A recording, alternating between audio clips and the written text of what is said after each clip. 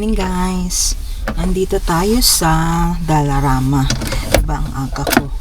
Kasi wala pa pala, this week na pala yung last day ng school ng mga bata. Tapos Christmas break na.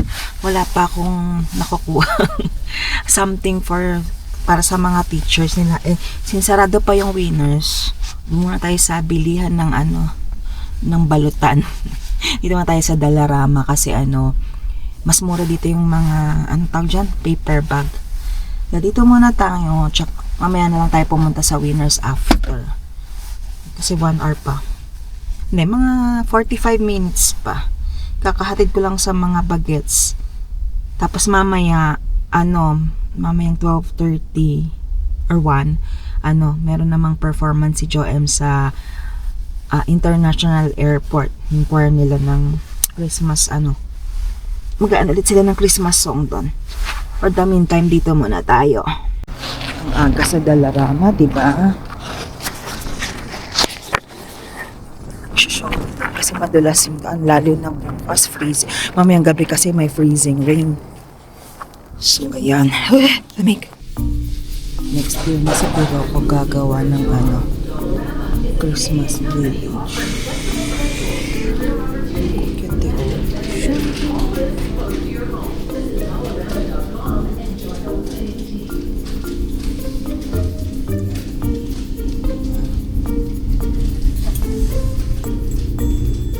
Mamahal kasi yun yung talagang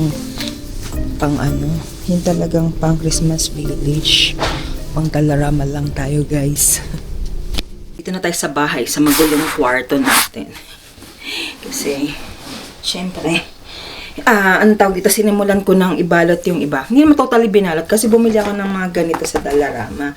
So ganito yung mga ibibigay ko sa mga teacher ng mga bagets. Ito yung 3 kay Joem, tapos yung advisory class lang ni Jairus, ganyan. Ang laman lang nito, pare-parehas lang. So, meron sila nitong face mask. Yan, 3. Tapos may lip gloss. And, itong chocolate na Mercy. Yan. May nangyayari sa kanya. Yan. Same lang sila. Tapos yung, meron pa akong soap dun na ilalagay. Same lang ng laman tong 4. Tapos, yan, nakabili tayo sa winners nito.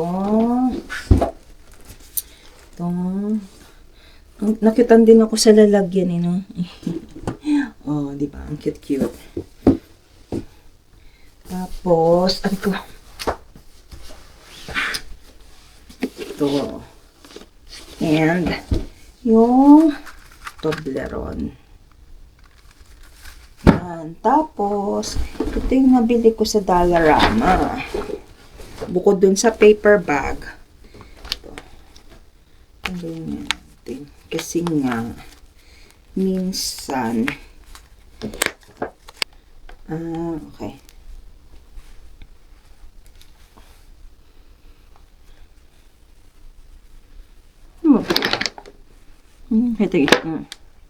Ano ba yun? Ayun. Ano ba kasi yun? Parang, andun pala yung kaya, pag sobrang lamig na, naiipit siya kasi merong dito. Basta ganyan siya, Ganyan. Tapos ito. Yan. Para kang kidnapper. Ganito itsura niyan. Ayan. Sa dollar store. Yan. Kasi meron pa kasi dito yung kaya pa sabi ko, ang sikip, yung pinaglagyan ng presyo, tatanggalin ko muna. Yung mga akong syung-syung. Tapos, ang tagal ko nang hinahanap to kasi nga, pag alam niyo naman kami, yan, pang beer pong to, pero marami ka ng larong magagawa dito. Kasi alam niyo naman kami, sa mga nakakapanood na sa mga previous vlog namin tuwing Christmas tsaka New Year, mahilig talaga yung family namin na mag-games kahit na 4 lang kami.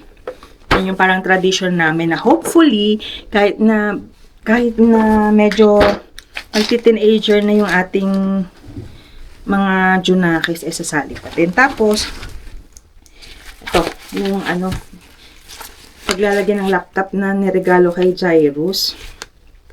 ito na lang muna for the meantime. Tsaka yung kay Joem kasi, yung lalagyan din niya, ang laptop din niya, nasira na din. Binigay ng teacher niya yun eh. Kaya lang nasisira na. So, tinahi ko na yung one time, kaya lang, nasira na ulit. Wala na akong pagtatahian. So, may nakita ako sa dollar store. Binili ko na. Ano pa ba nandito? Ah, okay. At saka itong garbage bag and yung lip gloss na ni Kuya. Kasi ano na daw, ubos na raw yung kanya. O, diba? Lip gloss na siya. Ayan, ito na siya, diba? Yan. Kasi kanina, sabi ko, bakit parang ang sikip? Yung pala meron dito nakaipit nga. So, ito siya. Tapos, ito, pwede mo siyang ganyan. Or pwede mo siyang, yan. Diba, parang kang ninja. Maganda to pag sobrang lamig talaga. Tapos, lalabas ka. Bihira naman ako lumalabas ng sobrang lamig, pero yan siya. Ang sarap, ang lambot. Lalo na kung yung ibang jacket walang walang hoodie. This makes it. May dumating tayong package, hindi man nag-doorbell. So hopefully ito yung inaantay natin na sinasabi ko sa inyo na in-order namin online na pangkulay. Pero instead na box, box na pang, yung kulay na sa box, shampoo siya. So, wala nang kung anit-anit pa. Ito na nga. Ito na nga siya.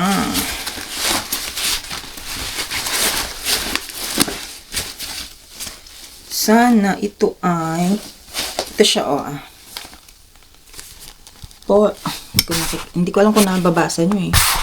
Kasi hindi ko rin mabasa sa Polar Hair Care. Ayan pala, mas basa pala dito. Yan, Polar Hair Care. Isang dark brown, tsaka isang medium, dalawa pala nitong medium brown. Medium brown. Sila ng ibang kulay. Black, dark brown, medium brown, purple, at saka red lang ata ang meron. Wala naman na akong ibang gusto. Tapos, may kasama siya nitong, ano ba to? Revitalize hair growth and strength. Unrefined batana oil. Parang siya. Parang, kumbaga, diba, pag meron tayong binibili na box na pang hair dye, siya, yung may kasamang parang, kasi yan? Conditioner. Yan siya. Tingnan natin kung ano unahin namin. Ito siguro munang medium brown. Yung ganito lang pala siya kaliit. Na-expect ko mas malaki pa. Kasi yung tsura niya doon parang ang laki-laki niya. Yung pagka-full size niya. Hindi ko lang kung ilan to eh. 200 ml lang pala.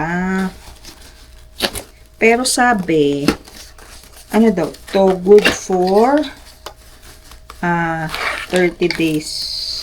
Yung isang ganito. Liit lang pala siya. Yan lang In-order namin to first week of December. Or mga December 4. Ano na ba ngayon? Today is December 15 siya dumating. Well, let's see how it goes. Sana effective. Polar Hair Care. Bili ko rin pala to, yung pangkamot sa likod. Diba sa atin kasi yung, tawag dyan, kahoy. Ito siya. Yan siya kahaba, diba? Papapam. Kasi minsan, nga baka masakit kasi. Ayaw pumasok. Ayun, uy, ang sarap. Ay, akala ko matulis siya.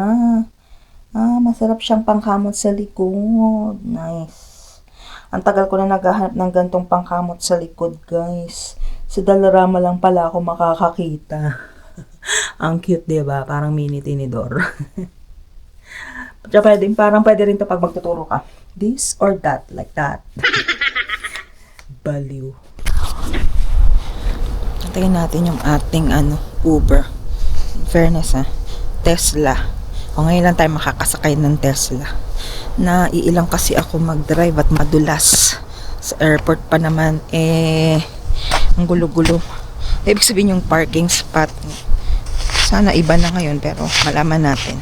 Nood lang tayo ng Christmas concert ni Joem.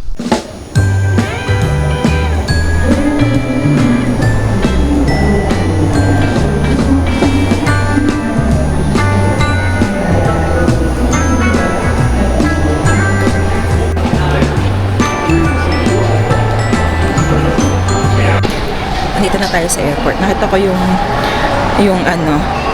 mom ng best friend ni Joem. Kasi kalakad-lakad muna ako, nakakatamad na umupo. Kasi mas madaling mag-video pag nakatayo. Pag nakaupo ka, nakaharang yung mga ulo. You're sleepy.